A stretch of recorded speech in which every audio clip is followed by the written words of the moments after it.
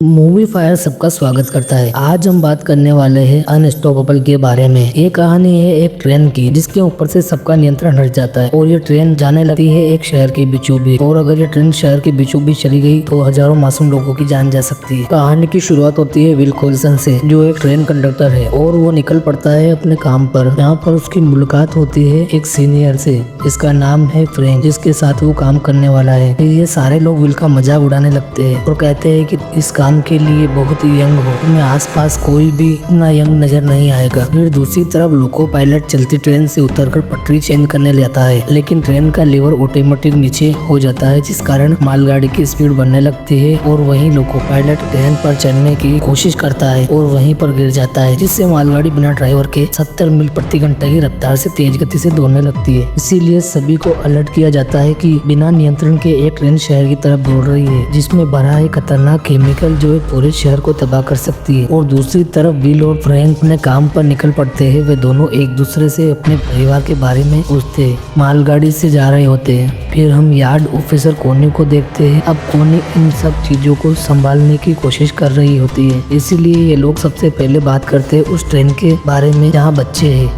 क्योंकि वो ट्रेन उसी ट्रैक पर आ रही होती है। इसीलिए उस ड्राइवर को कहते हैं तुम अभी के अभी ट्रैक को चेंज करो। अभी ड्राइवर देखता है कि ट्रेन उसके सामने ही है, इसीलिए ड्राइवर ट्रैक को चेंज कर लेता है और वे लोग बाल बाल बच जाते हैं। फिर फ्रैंक को कॉल आता है और उन्हें ट्रैक तुरंत खाली करना होगा, लेकिन फ्रैंक को समझ आ जाता है कि कोई इमरजेंसी हो। फिर एक हेलीकॉप्टर भेजा जाता है जो ट्रेन पर नजर रखेगा। वहीं एक हेलीकॉप्टर भी भेजा जाता है जिसमें एक आदमी को ट्रेन के इंजन पर उतारने के लिए भेजा जाता है, लेकिन इस ट्रेन की रफ्तार बहुत ही ज्यादा है जो ट्रेन को रोक सके। लेकिन एक इंजन उस ट्रेन के आगे से भी रोकने की कोशिश कर रहा होता है ताकि ट्रेन की स्पीड कम कर सके, लेकिन ट्रेन 777 के इंजन में बहुत ताकत होती है। वो उस इंजन को आगे घसीटते हुए ले जा रहा होता है और वहीं हेलीकॉप्टर से उस आदमी को ट्रेन के ऊपर उतारा जाता है, लेकिन दोनों ट्रेनों के आपस में टकराव के कारण वो आदमी गिर जाता है और वहीं बेहोश हो जाता है। फिर ट्रेन को ट्रैक से बदलने की कोशिश की जाती है, लेकिन ट्रेन की स्पीड ज्यादा होने के कारण ट्रेन पलट जाती है और एक बड़ा धमाका होता है जिसमें उस जज की मौत हो जाती है जो कि फ्रैंक का दोस्त होता है। ये खबर सुनकर फ्रैंक भावुक हो जाता है, इसलिए फ्रैंक अपने ट्रेन को एक सुरक्षित ट्रैक पर ले जाता है, लेकिन उनकी ट्रेन बड़ी होने के कारण डिब्बे ट्रेन 777 से टकरा जाते हैं और उसके चितड़े चुतड़े उड़ जाते हैं। जिसके बाद फ्रैंक को समझ आ जाता है कि ये ट्रेन दुर्घटना काफी खतरनाक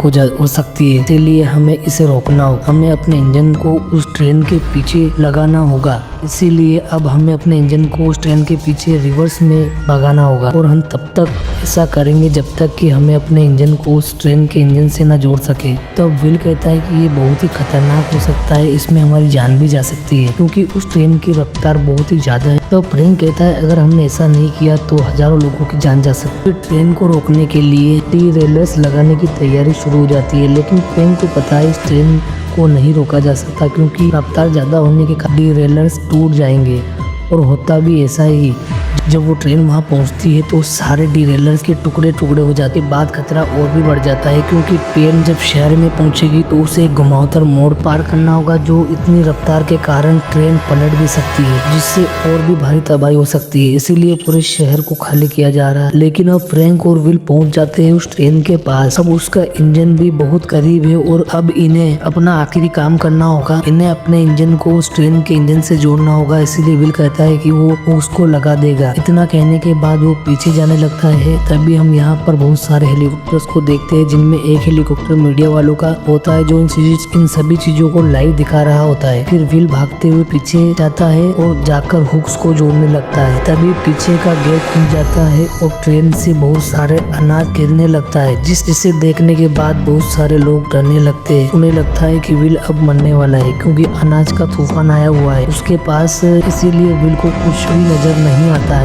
फिर भी वो हुक्स लगा रहा होता है। इसी बीच के पैर पर चोट लग जाती है और विल इसी अवस्था में भागता हुआ आता है इंजन के पास। उसके पैर से बहुत खून बह रहा होता है तो वो अपने पैर में टेप बांध लेता है, लेकिन विल ने हुक्स को लगा दिया है, इसीलिए फ्रैंक की स्पीड को कम करने की कोशिश करता है, लेकिन ट्रेन के पहियों से चिंगारियां निकलने लगती है, लेकिन ट्रेन की स्पीड कम नहीं होती है। जिसके बाद विल को एक आइडिया आता है। वो कहता है कि ट्रेन के हर डिब्बों में ब्रेक होता है, अगर हम एक एक करके सारे डिब्बों के ब्रेक लगा दे तो शायद हम ट्रेन की स्पीड को कम कर सकते हैं। फिर फ्रैंक कहता है कि इस बार मैं जाऊंगा।